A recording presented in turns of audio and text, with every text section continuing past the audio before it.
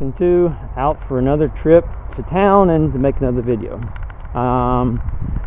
Was looking around for another topic, and I just got a new iPhone 5, and I started thinking about the accessibility issues and so forth for all these new devices, and then also some of the things that I think a lot of high-tech companies do not think about for these newer devices. Okay, so I want to talk about, I guess, what I want to call is what happens with visually impaired people. I heard some people say, "Don't call me that, call me blind people," however you want to phrase it. But I'm visually impaired because if I say it that way, because if I say blind, people think I absolutely cannot see, and then they discount that I do have a pretty severe seeing impairment. So I am saying visually impaired. One of the problems I see with new devices in terms of the accessibility aspect is they are tending, for people with visually impaired, blind, is to say, okay, you can't see, so we'll just make everything talk. Okay, on the surface that sounds good.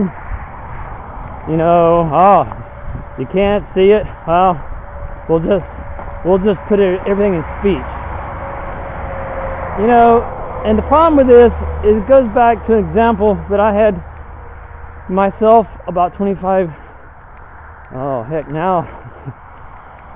about 25 to 27 years ago, when I was looking to get some assistive technology, and I was talking to people, and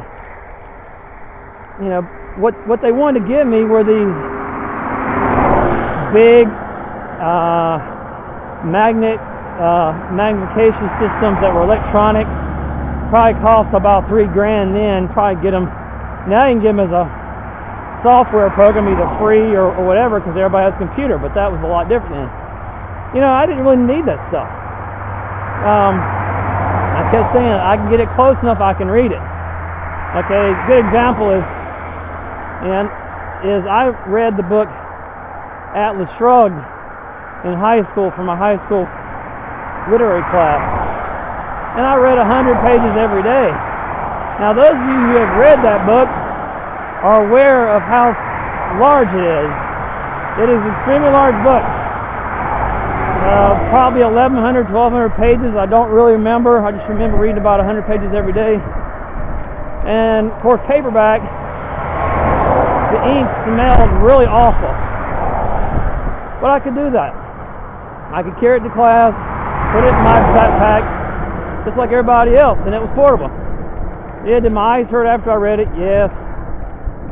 Did I hate the smell of the ink of the book? Yes. But did I read the book? Did I understand it? Did I have a chance to, in class, flip to the page that we were supposed to and see it just like everybody else?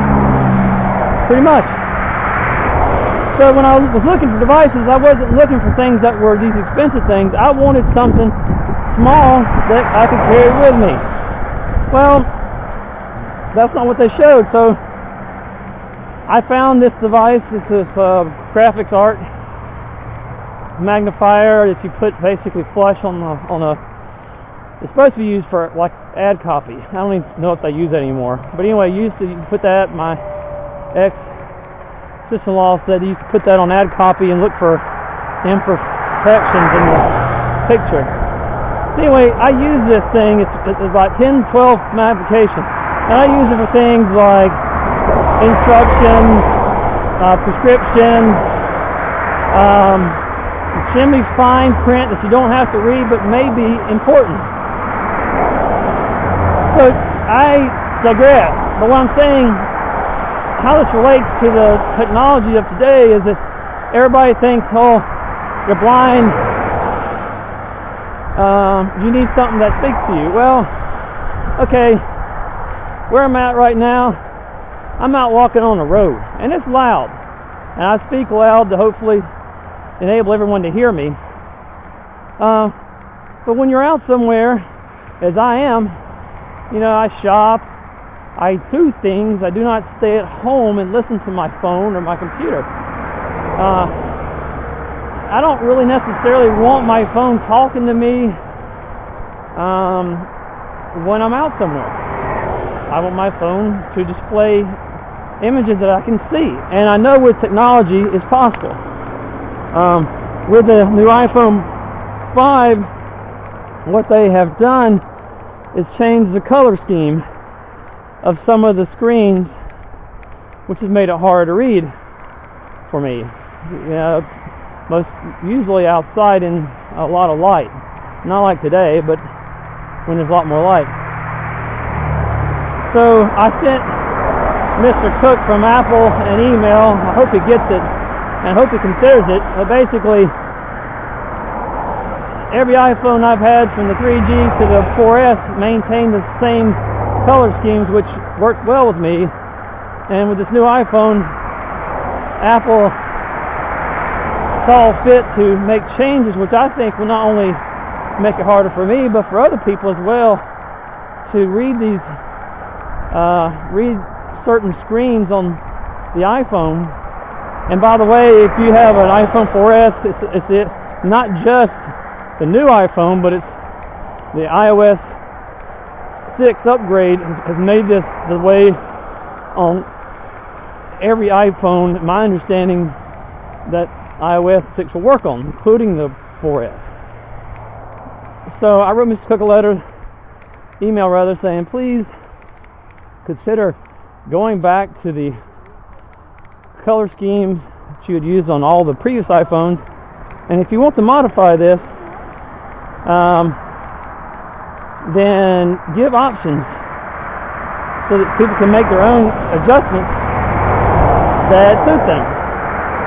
So we'll see how well that goes. If I get a response back, positive or negative, I certainly will share that to everyone who is viewing my videos.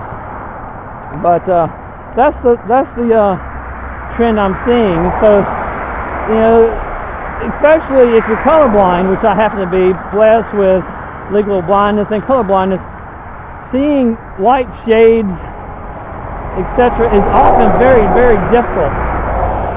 So what works best for me and other, I think, colorblind people is very bold colors. And also, if you use Weatherbug app on the iPhone, they've also changed those colors, which I think is not Apple. I think it's Weatherbug that's made that upgrade. And so, you know, it makes Weatherbug, which I like to use, especially if I'm out walking, harder for me to use. It's not as easy for me to interpret where the severe line of thunderstorms is and how close I am to it. Because where I live, we often get some very tumultuous weather. So anyway, tell me what you think, your experiences with smartphones in general, iPhones in particular. Welcome constructive comments, any ideas you have for future videos. Certainly would entertain those. And I guess at this time, I'm going to say goodbye, and everybody continue to do like I do, keep walking.